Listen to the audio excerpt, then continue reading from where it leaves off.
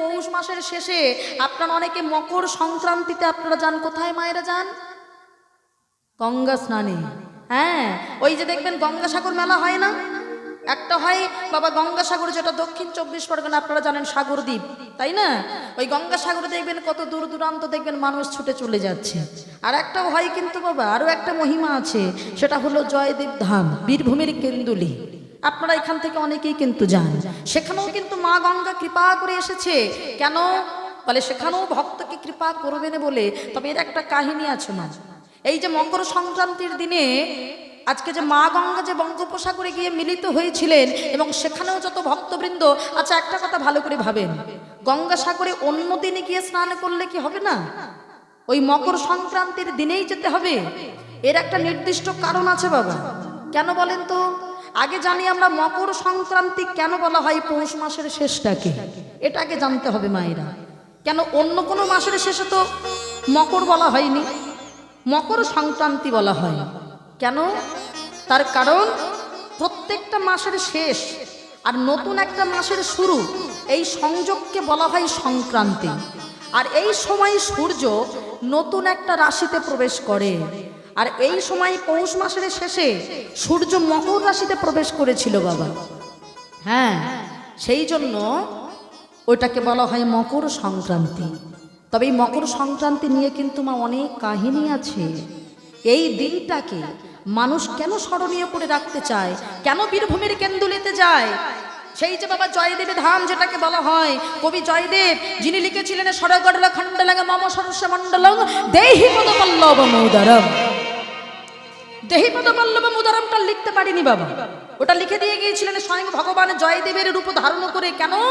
কারণ লিখতে গিয়ে জয়দেব কবির হাতটা কেঁপে গিয়েছিল, একই লিখতে চলেছি, যদি কেউ প্রকৃত ভক্তের মতো ভক্ত হয় তবে সেই ভক্তের চরণ ধুলি চরণ আমি আমার মস্তকে রাখি।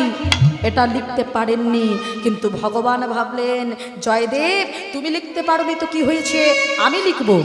নিজে লিখেছিলেন বাবা, নিজে কিনা সেই জায়গাটা জয়দেবের রূপ ধারণ করে এসে হ্যাঁ তিনি লিখে দিয়ে গিয়েছিলেন প্রকৃত ভক্তের মতো যদি ভক্ত হয় তবে আমি বললাম তার চরণ ধুলি আমি আবার মস্তকে রাখি। দেহি পদ্মপল্লব মোদরম, সেই জয়দেব ধাম। আর একটা হলো গঙ্গাসাগর। এই গঙ্গাসাগরে মা গঙ্গা তিনি গিয়েছিলেন বাবা সগর রাজার 60,000 বংশধরকে উদ্ধার করবার জন্য। স্বয়ং ভগীরথের কথায় মা গঙ্গা এসেছিল। দেখবেন আমরা একাদশী ব্রত পালন করি, মায়েরা করেন তো নাকি? একাদশী করেন? সবাই হয়তো পারে না, ওই জন্য দেখবেন মা হাত তুলেছে, সব একাদশীগুলো করে। দেখবেন আমরা অনেকে কাজের কারণে সব একাদশী না পারলেও আমাদের একটা খনার বচনে বলছে যে তোমরা অন্তত 4টে করো। কি কি? শয়ন উত্থান পাশ মোড়া, তার মধ্যে ভীমে ছোড়া, পাগলার 14 পাগলির আট, এই নিয়ে কালকাট, এই 2 ছেলের জন্মদিন, এই জানানো হয় ভিন। এসব কিছুই যদি না পারিস তাহলে ভগার খালে গিয়ে ডুবে মরিস। কথাটা বলছে শয়ন উত্থান পাশ মোড়া, তার মধ্যে ভীমে ছোড়া, মানে 4টে একাদশী করতে বলছে। সবগুলো যদি না পারো অন্তত তুমি 4টে করো। কি কি? শয়ন একাদশী, উত্থান একাদশী, পার্শ্ব একাদশী, ভীম একাদশী, 4টে পালন করতে হবে। এবার বলছে কি তাও যদি না পারো তাহলে পাগলার 14 পাগলিটার আছে, পাগলাটাকে, এখানে পাগলা হলো আমার বাবা ভোলানাথ। বলছে শোনো তিনি এমনি পাগল নয়, তিনি হলেন হরির নামে পাগল, আমাদের মতো সংসারের পাগল নয়। হ্যাঁ, তা সেই পাগলার মানে ভোলানাথের শিব চতুর্দশী ব্রত মায়েরা করেন তো? শিবের মাথায় জল ঢালেন তো? হ্যাঁ, ওই শিবরাত্রির ব্রতটা পালন করতে হবে।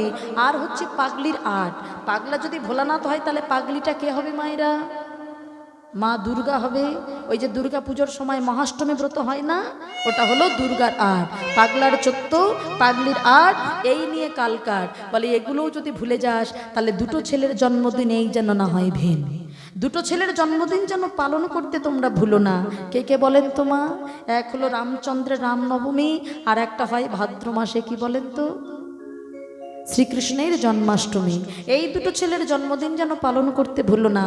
এবার বলছে এসব কিছুই যদি না পারিস, মানে আমি যদি মনে করি আমি হলাম ধর্মের নামে একেবারে অকম্মা ঢেকি, মানে আমি শুধু খাবো দাবো আর ঘুরে বেড়াবো, এটা যদি মনে করি আর কি, বলে তাহলে কিছুই যদি না পারিস ভগার খালে গিয়ে ডুবে মরিস। ভগার খালটা কোথায় মায়েরা? ভগার খাল মানে কোন খাল? সেটা হলো মা গঙ্গা। কেন? কারণ ভগীরথের কথাই যেহেতু মা গঙ্গা তিনি মর্তে এসেছিলেন, সেই জন্যে মা গঙ্গাকে আর একটা নামে ডাকা হয়, সেটা হলো ভাগীরথী। হ্যাঁ, এই যে মকর সংক্রান্তির কথাটা যেটা বলছিলাম মায়েরা, এই পৌষ মাসে মকর সংক্রান্তিতে অনেক কাহিনী আছে। আপনারা সবাই জানেন দেবতা এবং অসুরদের মধ্যে যে যুদ্ধটা হয়েছিল, এই যুদ্ধটার সমাপ্ত হয়েছিল কিন্তু এই মকর সংক্রান্তির দিনে। শুধু তাই নয় বাবা, দেখবেন মা যশোমতী যখন ভগবান শ্রীকৃষ্ণকে পুত্ররূপে পেতে চেয়েছিল, মা যশোমতী পর্যন্ত ভগবান শ্রীকৃষ্ণকে পুত্ররূপে পাওয়ার জন্য সাধনা করেছিল। আর যে সাধনাটা তপস্যাটা করেছিল সেটাও কিন্তু শুরু করেছিল এই মকর সংক্রান্তির দিন থেকে। এবার বলেন, এত সহজে কি ভগবানের মা হওয়া যায়? ভগবানের মা হতে গেলে তপস্যা করতে হয়। স্বামী বিবেকানন্দ বলেছিল, আমার মা আমাকে পেয়েছে কেন জানো? আমাকে পেয়েছে ওই বেনারসে গিয়ে বীরেশ্বর শিব মন্দিরে তপস্যা করে, তবে আমার মতো সন্তানকে পেয়েছে। ভালো সন্তান পেতে গেলে তপস্যা করতে হয় মা। তপস্যা না থাকলে, গর্ভ না ভালো হলে সন্তান কখনোই ভালো হবে না। তাই জন্যই তো বললো যে ভগবানকে পাওয়ার জন্য মা যশোমতী যে তপস্যাটা শুরু করেছিল সন্তান হিসাবে পাওয়ার জন্য, সেটাও মকর সংক্রান্তির দিন থেকে। শুধু তাই নয়, আমার কলির ভগবান শ্রীকৃষ্ণ চৈতন্য মহাপ্রভু তিনি কি করেছিলেন মা? সমস্ত দেশ দেশান্তরে সমস্ত মানুষকে উদ্ধার করবেন বলে নিজের মাকে পরিত্যাগ করে এই পৌষ মাসের শেষ দিন প্রচন্ড ঠান্ডার মধ্যে থেকে ওই গঙ্গার উপর থেকে পার হয়ে তিনি চলে গিয়েছিলেন। সন্ন্যাস ধর্ম গ্রহণ করেছিলেন কোন দিন? ওই মকর সংক্রান্তির দিন। শুধু তাই নয় মা, এই দিনে আরো একজন বাবা দেহ রেখেছিলেন। আপনারা সবাই মহাভারত শুনেছিলেন, মহাভারত আস্বাদন করেন ভীষ্মদেব। হ্যাঁ, যার ছিল বাবা ইচ্ছা মৃত্যু, যিনি কিন্তু কুরুক্ষেত্রের যুদ্ধের 10ম দিনেই বাবা তিনি সরাঘাতে সরসজ্জায় শুয়েছিলেন, কিন্তু তিনি দেহত্যাগ করেনি, কারণ তার ইচ্ছা মৃত্যু ছিল। তার পিতা শান্তনু তাকে আশীর্বাদ করে গিয়েছিল, তুই যেদিন চাইবি সেদিন তোর মৃত্যু হবে, তার আগে হবে না। কিন্তু সরাঘাতে তিনি সরসজ্জায় শুয়ে পড়েছিলেন যুদ্ধের 10ম দিনেই, কিন্তু নিজেকে ধরে রেখেছিলেন। কেন? কারণ তখনও চলছিল দক্ষিণায়ন, কারণ তখনও ছিল স্বর্গের দরজা বন্ধ। স্বর্গের দরজা সেদিনই শুরু হয়েছিল, দরজা খুলে গিয়েছিল এই সংক্রান্তির শেষ দিন থেকে। স্বর্গের দরজা কিন্তু এখনো বন্ধ বাবা, হ্যাঁ এখনো পর্যন্ত বন্ধ। স্বর্গের দরজা সেই দিনেই খুলেছিল মকর সংক্রান্তির দিন থেকে, আর সেই দিনেই কিন্তু তিনি ভগবতী কৃপা লাভ করে ফেলেছিলেন। আজকে সেই মা গঙ্গা তিনি ভগীরথের কথাই এসেছিলেন বাবা, যে কথাটা আমরা বলছিলাম। এসেছিলেন ওই সগরাজার 60,000 বংশধরকে উদ্ধার করবেন বলে তিনি চলে গিয়েছিলেন সেই বঙ্গোপসাগরে। তবে কিন্তু ওখানে গিয়ে মিলিত হওয়ার আগে তিনি প্রথমে নবদ্বীপে গিয়েছিলেন। হ্যাঁ, নবদ্বীপে গিয়ে সেখানে কিছুদিন ছিলেন, যতদিন না দোল পূর্ণিমা হয়। ওখান থেকে চলে গেল জন্মমণির আশ্রমের উপর থেকে, যার জন্য মা গঙ্গার আরো একটা নাম হয়েছিল জাহ্নবী। কারণ যখন জন্মমণির আশ্রমটা যখন ভেসে গিয়েছিল, একটা কথা ছিল, একটা শর্ত ছিল। শর্তটা কি? মা গঙ্গা বলেছিল, ভগীরথ তুমি শঙ্খ বাজাতে বাজাতে তুমি সামনের দিকে হেঁটে যাবে, আমি তোমার পিছন পিছন যাব, কিন্তু যদি দেখি তুমি পিছন ঘুরে দাঁড়িয়ে পড়েছো, আমি কিন্তু তাহলে আর যাব না, আমি ওখানেই দাঁড়িয়ে পড়ব। সঙ্গে সঙ্গে যখন এমন ভাবে নিয়ে যাচ্ছে বাবা, ওই মা গঙ্গাকে ভগীরথ আগে আগে যাচ্ছে, মা গঙ্গা পিছনে পিছনে যাচ্ছে, ঠিক বয়ে বয়ে কুলুকুলু শব্দ করে চলে যাচ্ছে। এবার মা গঙ্গা যখন যাচ্ছে আর ভগীরথ ওই জন্মমণির আশ্রমটাকে দেখেনি, আশ্রমের উপর থেকে চলে গেছে, মা গঙ্গাও কিন্তু আশ্রমের উপর থেকে চলে গেছে। আশ্রমটা কিন্তু জলে ভেসে গেল। সঙ্গে সঙ্গে জন্মমণির আগে ক্রধান্বিত হয়ে মা গঙ্গাকে বাবা নিজে ধরে রেখেছিল বাবা। হ্যাঁ,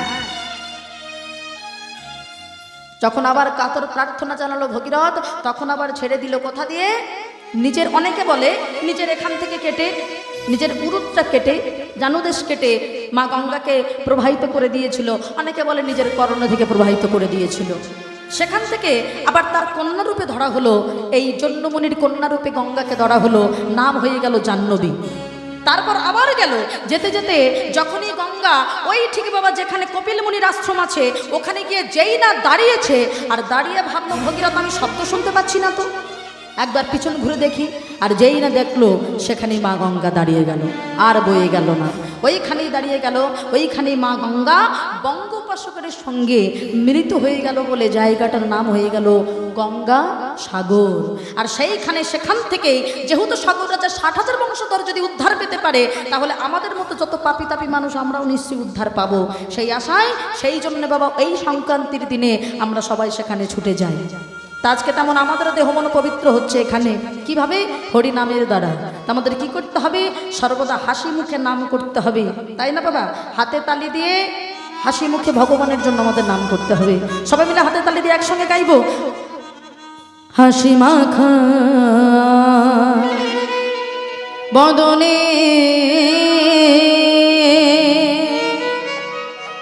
ছলো ছলো নয়নে আনন্দ কাননে ভ্রময়নিবা। সবাই দুটি বাহু তুলে তালে তালে একবার হরি বল মনরে আমার, হরি বল মনরে আমার। উলধ্বনি হরি বল হরি বল হরি বল।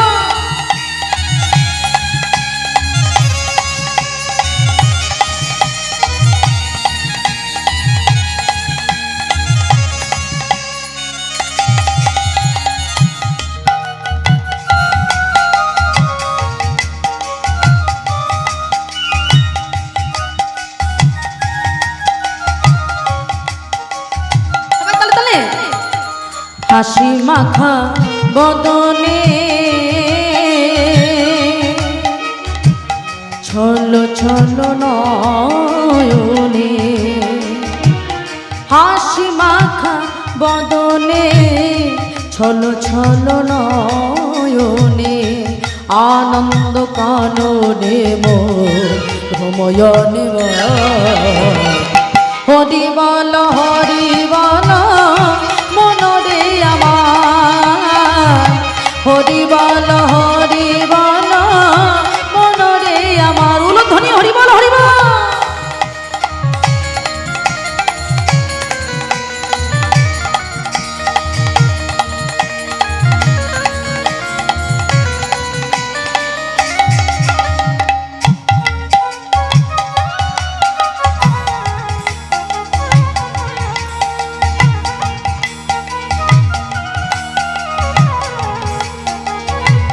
এই নাম কেন করব মায়েরা?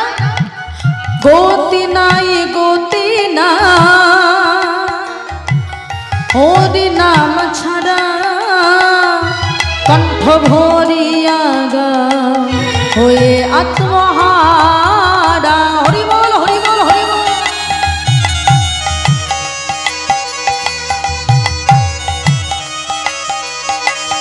আর গতি নাই হরি নাম ছাড়া কণ্ঠ ভরিয়া গা হয়ে আত্মহারা। ওই দেখো শ্মশানে কি বরাত্রি দিনে, ওই দেখো শ্মশানে আমরা কত অহংকার করি। এই বাড়ি আমার, গাড়ি আমার, ছেলে আমার, সবাই আমার। ওই গাড়িটা কার? আমার। ওই বাড়িটা কার? আমার। আমরা শুধু আমার করে গেলাম বাবা। বলে কতক্ষণ আমার জানো? যতক্ষণ না শ্মশানে উঠছো। হ্যাঁ, চোখ মেলে দেখি আমার, চোখ বন্ধ করলে দেখো ভগবানের খামার কিছুই নেই আমার। ওই ভগবানকে পেতে গেলে কি করে পাবে জানো? অহংকার করে নয়, যদি একবার দুটি বাহু তুলে নয়ন জল দিয়ে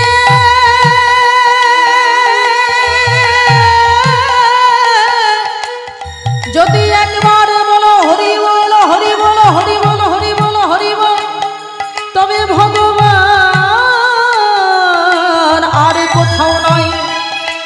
ভগবান তোমার হৃদয় মাঝে ধরা দেবে। গতি নাই হরি নাম ছাড়া কণ্ঠ ভরিয়া গা হয়ে আত্মহারা। ওই দেখো শ্মশানে কি বরাত্রি দিনে, ওই দেখো শ্মশানে কি বরাত্রি দিনে পুড়িতেছে মানুষে কত অহংকার। হরি বল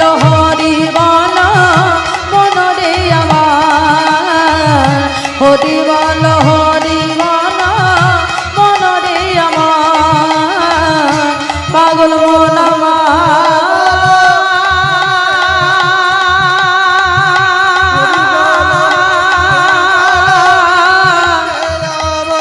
পাগল মন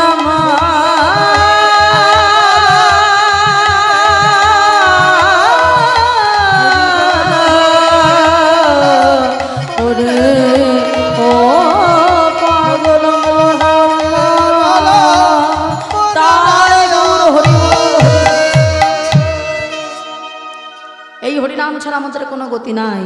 তা আজকে মহাপ্রভু বলে দিল মনে রেখো সংসার করেই তুমি আমাকে পাবে। কেন বলে কেউ যদি নিয়ম মেনে সংসার করতে পারে তবে সে আমাকেও পেতে পারে।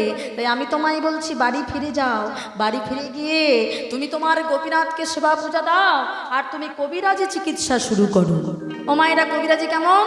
ওই যে শেকড় বাকড় বেটে মুখের মধ্যে রস দেয় না, বলে ওই চিকিৎসার মধ্যে থেকে তোমার মানুষকে জীব সেবা হবে, তুমি আমায় পেয়ে যাবে। সুন্দর করে বাড়ি ফিরে যাও, গিয়ে তুমি গোপীনাথের সেবা করো, তুমি বিবাহ করো, সংসার করো, তার মধ্যে থেকে তুমি আমায় পাবে। ফিরে যাও, ফিরে যাও শ্রীখণ্ডে, ফিরে যাও। ধনী হরি বল হরি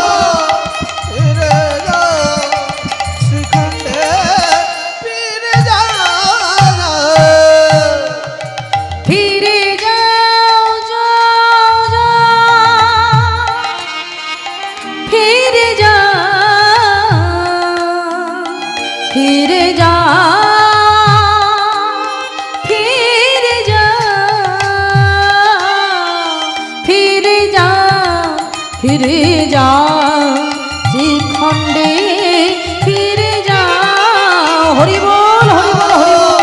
ফিরে যাও শ্রীখণ্ডে, ফিরে যাও। গিয়ে কি করবে শোনো, ওই দরে দারে গিয়া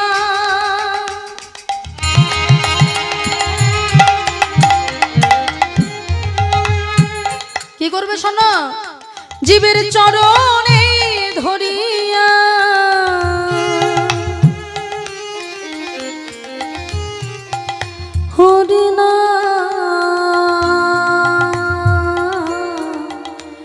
হরি নাম বিনা ফিরে যা, ফিরে যা শ্রীখণ্ডে, ফিরে যা। হরি বল হরি বল হরি বল। ফিরে যাও শ্রীখণ্ডে, ফিরে যাও। বাড়ি ফিরে গেল, কবিরাজের চিকিৎসা শুরু করলো। মায়েরা ভগবানের কৃপা বলে কথা, তার চিকিৎসায় এমন সুনাম ছড়িয়ে পড়লো সারা বাংলার মানুষ যায় তার কাছে চিকিৎসা পেতে। বাবা ঠিক সেই সময় সারা বাংলাকে যিনি শাসন করছেন একজন মুসলমান। মায়েরা কথাই বলে টাকা থাকলেই কিন্তু মানুষের বাবা সুখ থাকে না। কি বলেন মায়েরা? টাকা আছে মানে কি সে খুব সুখী মনে করছেন? না, সারা বাংলার যিনি নবাব তার আবার অর্থের কিসের অভাব বাবা, কিন্তু তার পেটে এমন কি রোগ হয়েছে কিছুতেই রোগ ভালো হচ্ছে না। মনে মনে ভাবছে হায় হায়, কোনো কি কবিরাজ নেই যে আমার এই অসুখটা ভালো করে দিতে পারে? যিনি ছিলেন নবাব হুসেন শাহ। মায়েরা মহাপ্রভু যখন নবদ্বীপে ছিলেন সেই সময় সারা বাংলাকে শাসন করেছিলেন নবাব হুসেন শাহ। পেটে যে তীব্র যন্ত্রণা, কিছুতেই রোগ ভালো হচ্ছে না।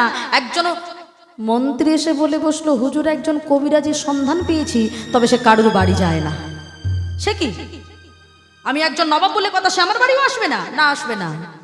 তাকে টাকা দেখালে কিন্তু তার চিকিৎসা সবার শেষে গিয়ে হয়। সে বিনা পয়সায় সবাইকে চিকিৎসা করে, সে গরিব দুঃখীদের চিকিৎসা করে, তার কাছে যেতে হয়, সে কারোর বাড়ি যায় না। নবাব মনে মনে ভাবলো, আমিও দেখতে চাই কত বড় কবিরাজ। হ্যাঁ, তবে রোগ যদি আমার বেটা ভালো না করতে পারে, বুঝিয়ে দেবো আজকে ওর একদিন কি আমার একদিন। মায়েরা রাজামশাই নিজের রাজপোশাক খুলে ফেলেছে, ছেঁড়া জোড়া তালি দেওয়া জামা কাপড় পরে শ্রীখণ্ডের মাটিতে গিয়ে জিজ্ঞাসা করছে, ও ভাইয়া, বলে এখানে মুকুন্দ কবিরাজের বাড়িটা কোথায়? আর একটু সামনে যাব, কি করে বুঝবো ওটা মুকুন্দ সরকারের বাড়ি? ও যে বাড়িতে হরিনামের ধ্বনি শোনা যাচ্ছে, বলে ঠিক আছে তাই হবে। তাড়াতাড়ি করে গিয়ে দেখছে বাবা যে বাড়িতে হরিনাম হচ্ছে, তাই নয় ও মায়েরা, একে ভালো চিকিৎসক তার মধ্যে থেকে যদি বাবা বিনা পয়সায় চিকিৎসা করে ও মায়েরা, তাহলে লাইনটা কি কম পড়বে মনে করছেন? 2-3টে গ্রাম পার হয়ে যাবে তো। হ্যাঁ, তা গিয়ে দেখছে বাবারে বাবা, দরজার কাছে গিয়ে দেখছে অনেক দূর তো লাইন, কিন্তু অত দূরে দাঁড়ানো যাবে না। দেখতে হবে কত বড় কবিরাজ, একটু কৌশল করতে হবে। তা দরজার সামনে যেই না দাঁড়িয়েছে, দেখলেন ঘরের ভিতর থেকে একটা নামের ধ্বনি ভেসে আসছে। কে গাইছে মা? মুকুন্দ সরকার তখনও চিকিৎসা শুরু করেনি, তখনও কিন্তু ওই ভগবানের চরণে তুলসী দিচ্ছে, তুলসী পত্র দিচ্ছে আর গানটা গাইছে। আর যে গান শুনে আমরা হিন্দু ধর্মের মানুষ হয়ে কাঁদতে পারলাম না, একজন মুসলমান ধর্মের মানুষ হয়ে ওই নবাব দাঁড়িয়ে দাঁড়িয়ে কেঁদেছিল। মা, গানের কথাগুলো শুনুন, কত সুন্দর করে গাইছে। আমার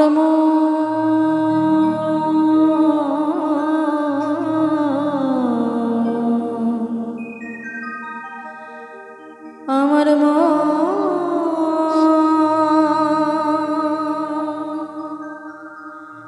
আমার মন মন্দিরে ওহে গোপীনা, আমি হয়তো তোমায় সোনার মন্দিরে গড়ে দিতে পারবো না, কিন্তু আমার হৃদয় মাঝে একটা মন্দির আছে যেখানে তোমায় রাখতে পারি। আমার মন মন্দিরে মদন মোহন দাঁড়াবে নাকি গো আসিয়া। উলুধ্বনি হরিবল হরিবল হরিবল হরিবল।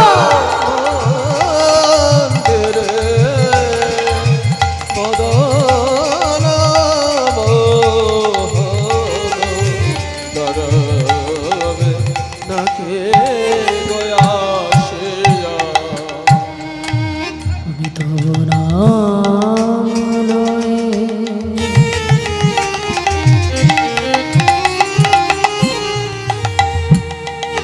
আমি ভাসি আঁখে রে।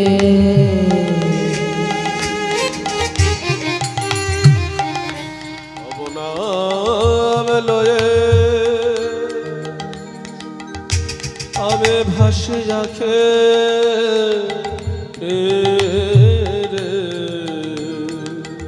আমি কাঁদি আমি কাঁদি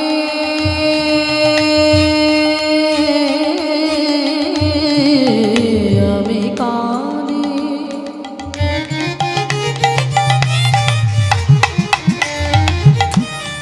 নিরজনে বসিয়া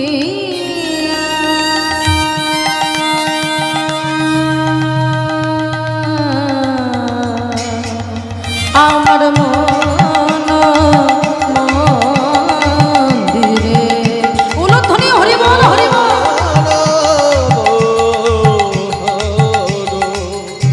দাঁড়াবে নাকি গয়াসিয়া। এই সরে যাও সরে যাও সরে যাও। আহা, কি সুন্দর গান গাইছে। আর এ তো গান গেয়ে মনে হচ্ছে মানুষের রোগ ভালো করে দেবে। কে বলছে মা? ওই মুসলমান নবাব। আহা হা, এ তো গান গেয়ে মনে হচ্ছে মানুষের রোগটা ভালো করে দেবে। এই তোমরা সরে যাও, আমি হলাম সব থেকে বেশি গরিব, আমি আগে যাব। ও মাইরা, গরিব বলে সবাইকে সরিয়ে দিয়ে সবার সামনে গিয়ে দাঁড়িয়েছে কেন? গানটা শুনবে বলে। আমি বেশি গরিব, আমি আগে দাঁড়াবো। সবার আগে লাইনে চলে গেছে বাবা। ওই যে বলেছে যে বেশি গরিব তার আগে চিকিৎসা হয়, দাঁড়িয়েছে। তখনও গানটা শুনছে ওই মুসলমান নবাব। ও গো দয়া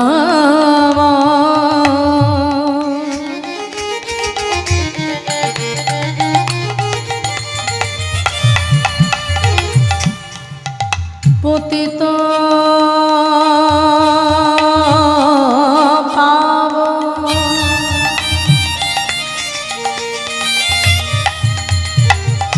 কৃপাময় তুমি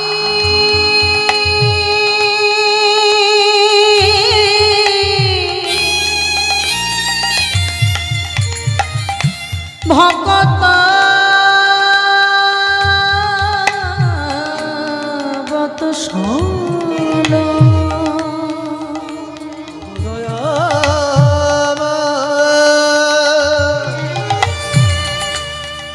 পতিত পাবা কৃপা মায়া তুমি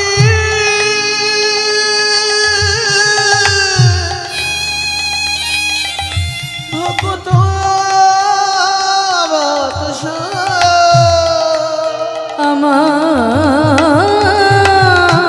অন্তিম কালে দিও শ্রী চরা আমার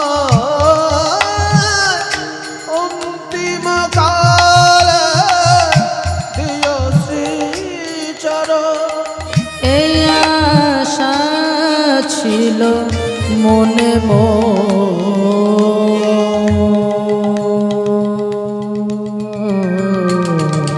আমার মন